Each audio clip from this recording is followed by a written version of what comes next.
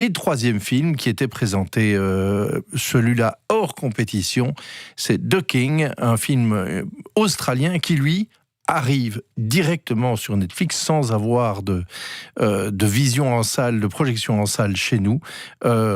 Allez savoir pourquoi. Enfin, toujours est-il que ce film-là, The King, est disponible depuis ce week-end sur la plateforme et il a été donc montré sur grand écran à Venise. Alors, parlons-en parce que c'est un film de David Michôd, qui est donc cinéaste australien et co-scénariste et un des acteurs principaux, l'excellent Joel Edgerton, oui. qui lui-même réalise des films, qui avait fait un film The Gift, qui était très très très malsain et très intriguant. Et toujours est-il que Joel Edgerton, dans sa jeunesse, a joué la pièce Henri V de Shakespeare et ça lui a laissé un très très grand souvenir de théâtre et il s'est dit il y a peut-être moyen de faire autre chose que simplement du théâtre filmé, mais en repartant de la vérité historique, en repartant de ce trajet incroyable, de ce tout jeune Henri V, qui était en conflit complet avec son père, Henri IV, et qui avait déserté la cour, qui avait déserté l'aréopage royal. On est à la charnière entre le XIVe et le XVe siècle, et toujours est-il qu'à la mort prématurée de son paternel, eh bien, celui qui devient Henri V va apprendre le métier de roi, avec énormément de problèmes énormes à régler directement, les conflits de religion, pacifier le royaume, et puis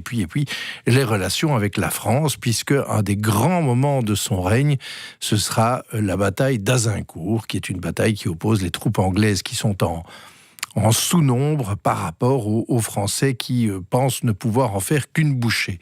Bataille qui eut lieu en 1415. Vous savez, on apprend comme ça quelques dates. Il y a Marignan, Waterloo, Azincourt. Eh bien, Azincourt fait partie de ces batailles des cours d'histoire. Un 5 heures du soir consistant. Oui, historique. Donc, la première partie du film, c'est quelque part la métamorphose de ce jeune désœuvré, complètement pas taillé pour le rôle. Et puis la deuxième heure, ce sera le grand spectacle, la bataille d'Azincourt, qui est reconstituée presque avec la puissance d'un Ridley Scott, j'ai envie de dire. On sait que Ridley Scott, il a fait par exemple la jeunesse, ou en tout cas les prémices de Robin des Bois. Il s'est intéressé à ça en essayant de donner un ancrage historique à Robin de Locksley. Eh bien, on est à peu près dans ce type d'approche-là. Donc, c'est un film historique, mais avec des résonances, je dis pas contemporaines, mais en tout cas, on n'est pas dans la leçon d'histoire académique. On est dans un film avec un personnage principal. C'est pas pour rien qu'ils ont choisi Timothée Chalamet pour le rôle. Mais oui, c'est dans ce film, et d'ailleurs c'est comme ça qu'on peut facilement repérer le programme dans le menu Netflix. Il est coiffé un peu comme Jim Carrey dans Dumb and Dumber. Coiffure bol, hein. Oui. Coiffure bol. L'affiche est absolument... Plus que bol. Hein. L'affiche est absolument magnifique, et donc au début, il est tout à fait... j'ai pas envie de dire gringalet, mais en tout cas, il est non, pas, physiquement pas taillé pour le rôle non plus. Et à ses côtés, eh bien, il y a le fidèle John Falstaff, sorte de bon vivant qui a été incarné par Orson Welles au cinéma, qui est devenu une figure mythique de l'histoire anglaise. Et de l'Horeca, voilà. Le nombre de restaurants qui s'appelle le Falstaff. Voilà. C'est une sorte de légende vivante de l'abondance et du bien vivre. Hein. Donc, lui est joué par Joel Edgerton. Donc, on a vraiment un film en deux volets qui a reçu un accueil très très très positif de la presse vénitienne, enfin de la presse internationale réunie à Venise, même si le film n'est pas d'une originalité confondante. En tout cas, c'est du beau et grand spectacle, avec quand même aussi une dimension intimiste et psychologique. Et l'idée d'avoir choisi Chalamet est évidemment une très bonne idée, parce que non seulement c'est un formidable acteur quasi surdoué, mais on ne l'avait surtout pas encore vu dans ce registre-là. En habit, voilà. En costume. Voilà. En costume, oui. Et puis d'être le premier rôle, une espèce de grande fresque comme ça, historique. Récemment, on l'a vu dans le Woody Allen, et avant ça, on l'a vu dans Beautiful Boy. Moi, je voyais ça d'un point de vue fashion. Vous voyez ça d'un point de vue... Oui. D'autant d'autant plus ligne du temps. D'autant plus que dans la dernière Moi, je voyais ça d'un point de vue Côte de Maille. D'autant plus que dans la dernière partie du film, il n'est pas venu tout seul. Et il y a quand même un tout petit rôle pour Lily Rose Depp, voyez-vous. Et alors, pour vous dire la puissance de feu de Netflix, money is not an issue pour le moment. C'est-à-dire que on dépense sans compter. Et même chose pour la promo. Pour la petite histoire, les junkets à Venise, généralement, vous avez les firmes de distribution qui réservent quelques suites ou un étage de l'hôtel Excelsior, d'un des palaces, un des rares palaces qu'il y a sur le Lido, et pendant une matinée ou une journée. Tandis que Netflix, ils ont réservé un bâtiment entier. Et donc, ils amenaient les journalistes en vaporetto privé pour aller faire des interviews sur une île entre le centre de Venise et le Lido. Et donc, c'est une sorte de grand centre de conférence.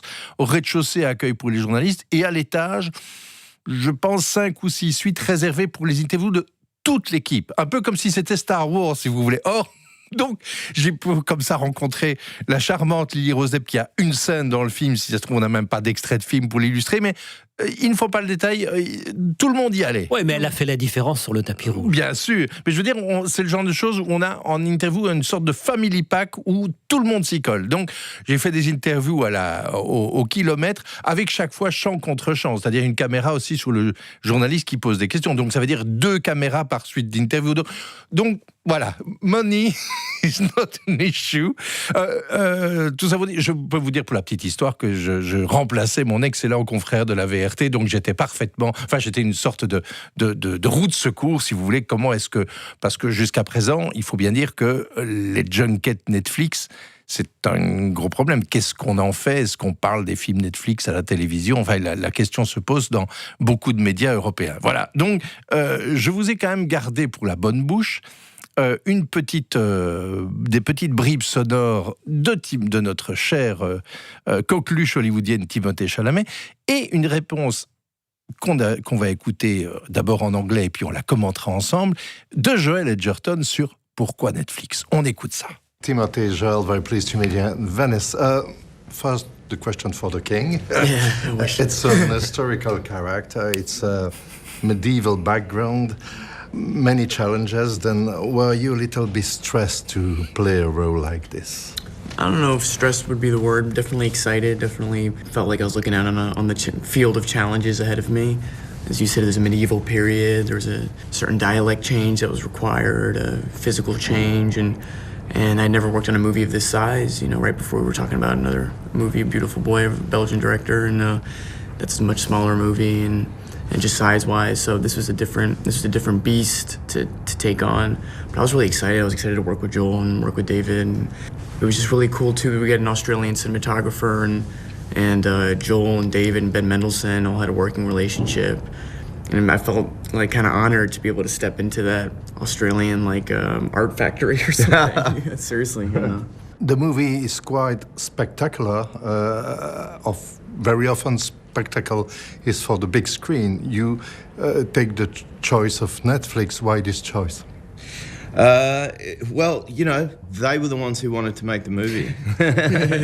Look, there's such great arguments about streaming and how it's affecting cinema and how cinema feels about, you know, streaming platforms. But listen, everyone is going to be able to see the movie at exactly the same time. In terms of big screen, a lot of people are only going to the movies for certain reasons.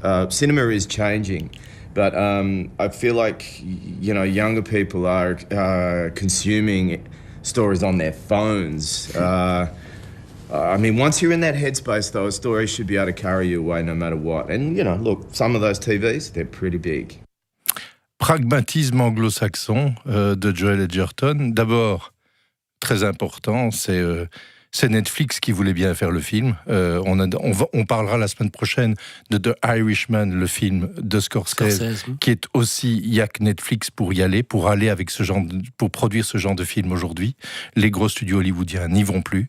Seconde réponse, c'est le gros débat sur le streaming, le grand écran. En attendant, il dit l'avantage, c'est que tout le monde verra le film en même temps, puisque diffusion mondiale.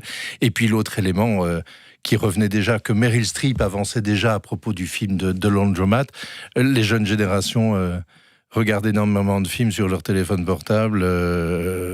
En fait, on sent derrière cette réponse l'envie que le film soit vu.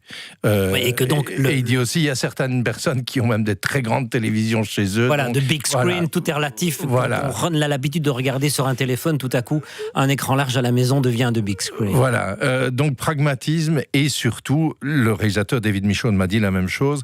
Avec un projet comme celui-là, historique, cantonné quand même d'abord sur l'histoire anglaise, il n'y a plus beaucoup de... probablement même plus du tout de studio qui y va, parce qu'il ne révèle jamais le budget du film. Et ce qui se passe aussi avec Netflix, c'est qu'on ne connaît pas évidemment le nombre de spectateurs, mais voilà où on en est.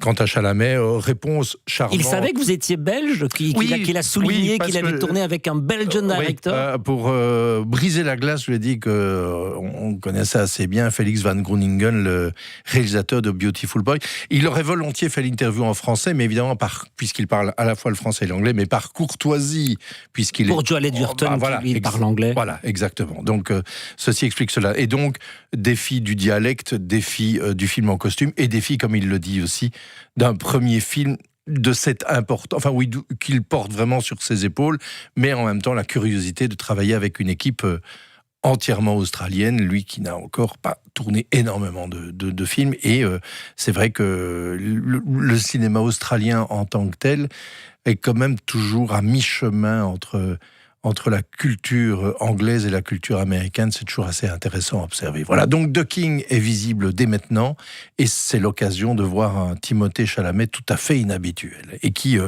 prouve une fois de plus que, je ne dis pas qu'il peut tout jouer, mais en tout cas qu'il est loin d'avoir épuisé toutes ses possibilités.